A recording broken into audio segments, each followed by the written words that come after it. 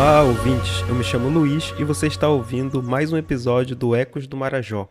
Hoje temos a honra de receber o professor Gilmar Pereira da Silva, reitor da Universidade Federal do Pará, para uma conversa sobre ensino superior, políticas afirmativas, os desafios de gerir a maior universidade da Amazônia, além de falar de alguns avanços, inclusive nos campos do Marajó.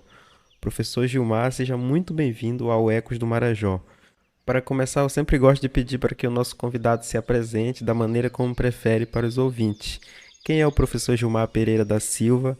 Fale um pouco da sua trajetória como amazônida e como educador até aqui.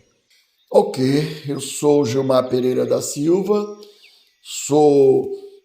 minha origem de formação é em pedagogia, com mestrado e doutorado em educação, e tenho uma trajetória longa anterior à questão de atuar na educação. Tenho quase mais de 35 anos como professor da universidade, mas tive pelo menos uns 10 anos de trabalho como operário metalúrgico, construção civil, antes de entrar na universidade. E hoje sou reitor, mas tenho uma trajetória muito longa de trabalhador, não é? E gosto de ser chamado de Gilmar, né? Com muita alegria. E eu acho que ser reitor é também um papel fundamental para fazer dessa universidade um espaço que inclua todos e a todas.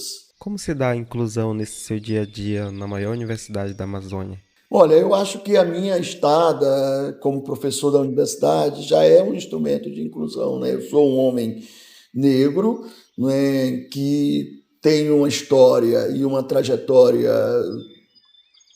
que de retirante, né? Eu sou maranhense, sou amazônida, porque o Maranhão é também amazônida. E sou amazônida porque sou paraense, porque eu estou aqui, eu tenho 63 anos e estou há 45 no Pará.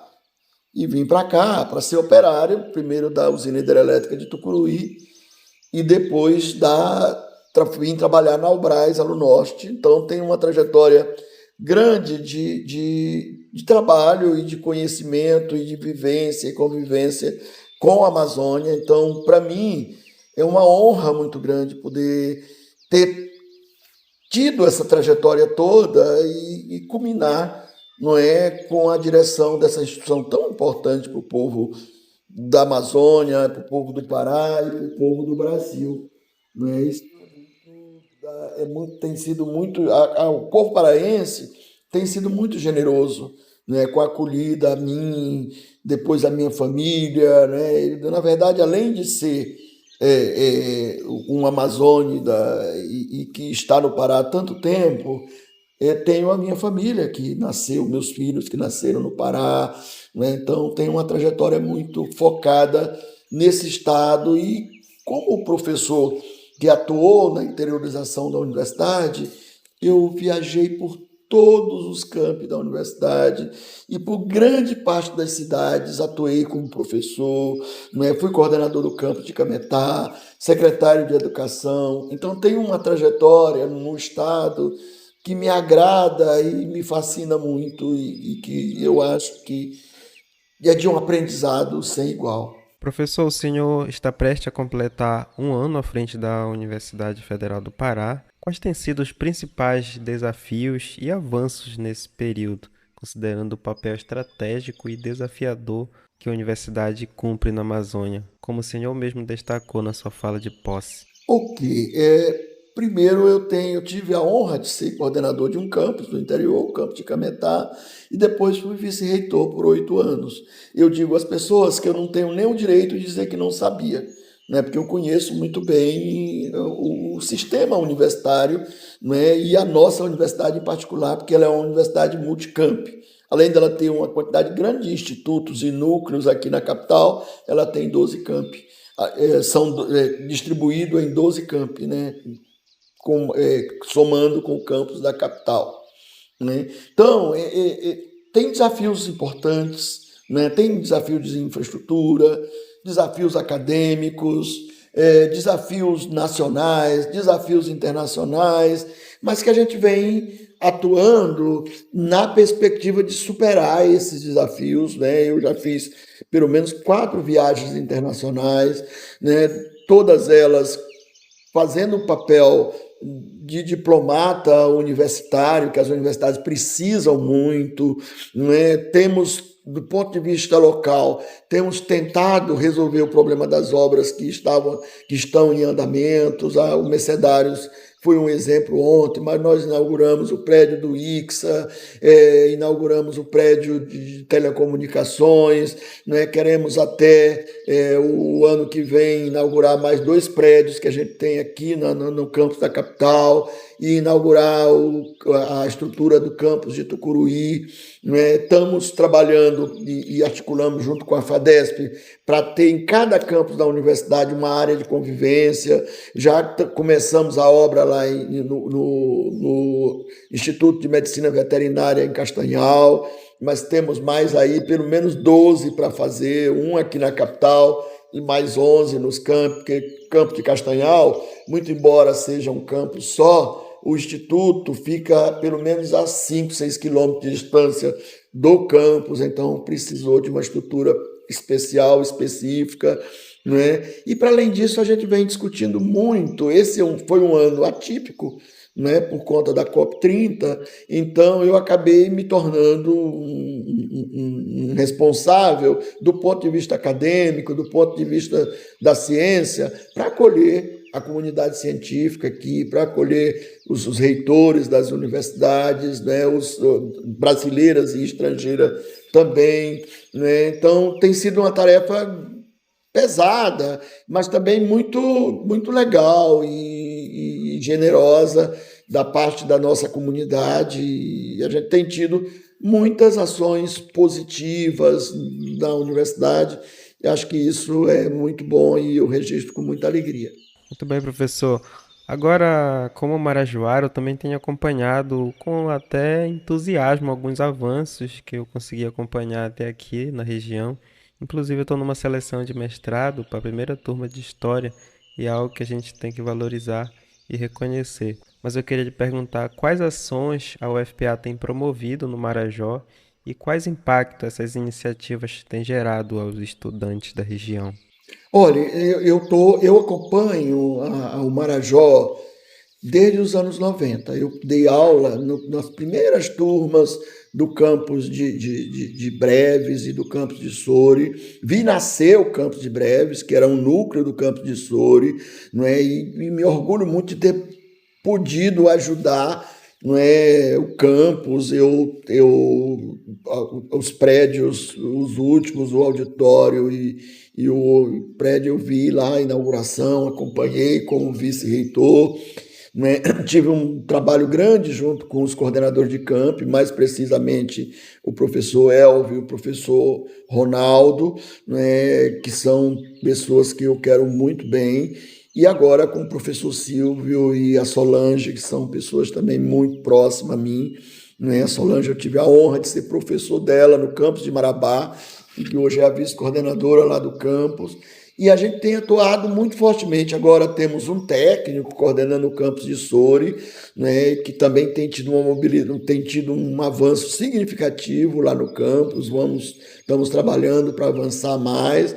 Então, é uma região que eu tenho a honra de ter visto nascer parte das estruturas dos campi e acompanhado muito de perto.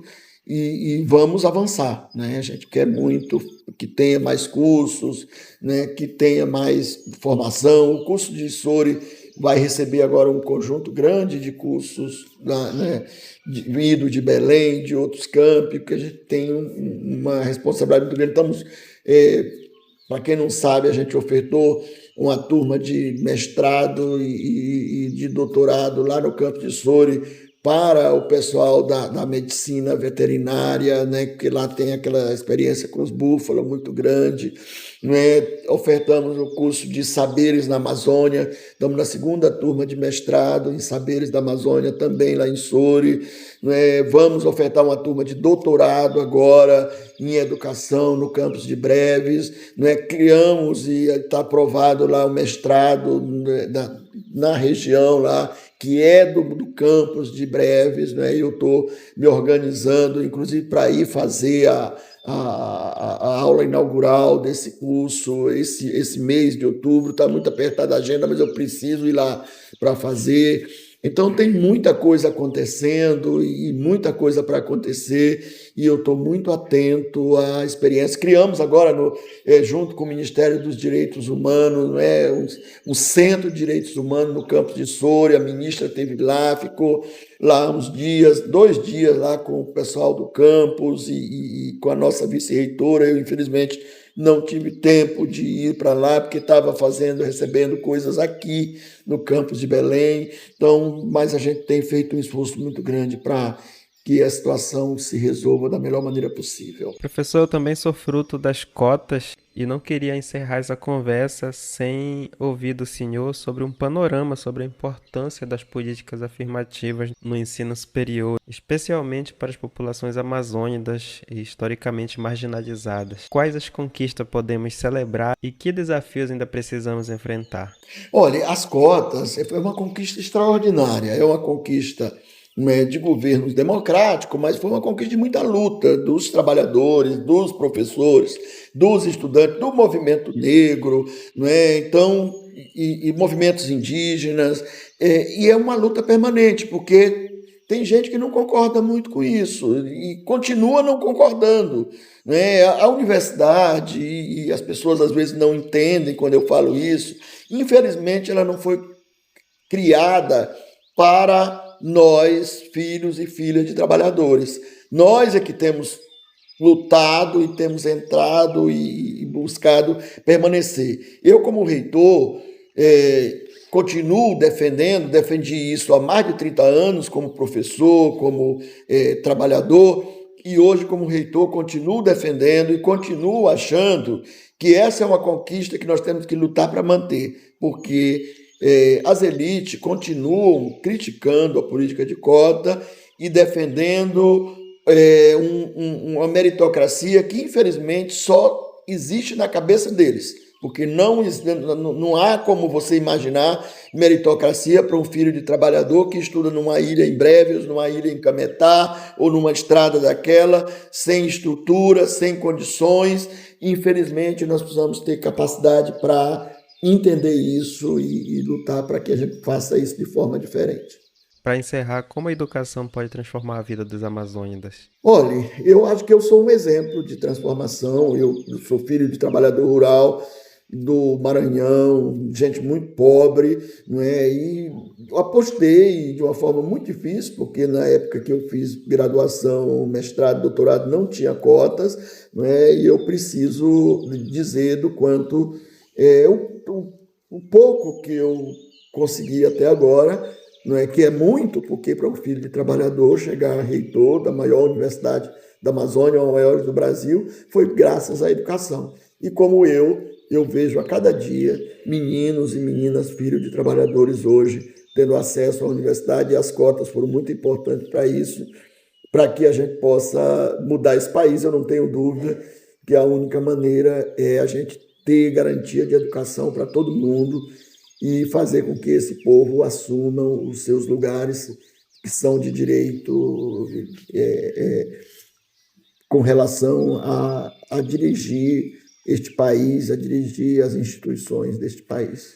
Recebemos hoje aqui o professor Gilmar Pereira da Silva, reitor da Universidade Federal do Pará, para contar um pouco da sua trajetória e também sobre ações e desafios da maior universidade da Amazônia. Muito obrigado, professor, por compartilhar um pouco desse trabalho. E a você que nos acompanha, muito obrigado pela audiência. Siga compartilhando, comentando, deixando sugestões de temas ou de convidados, convidadas para os próximos episódios. Muito obrigado e até o próximo. Tchau, tchau.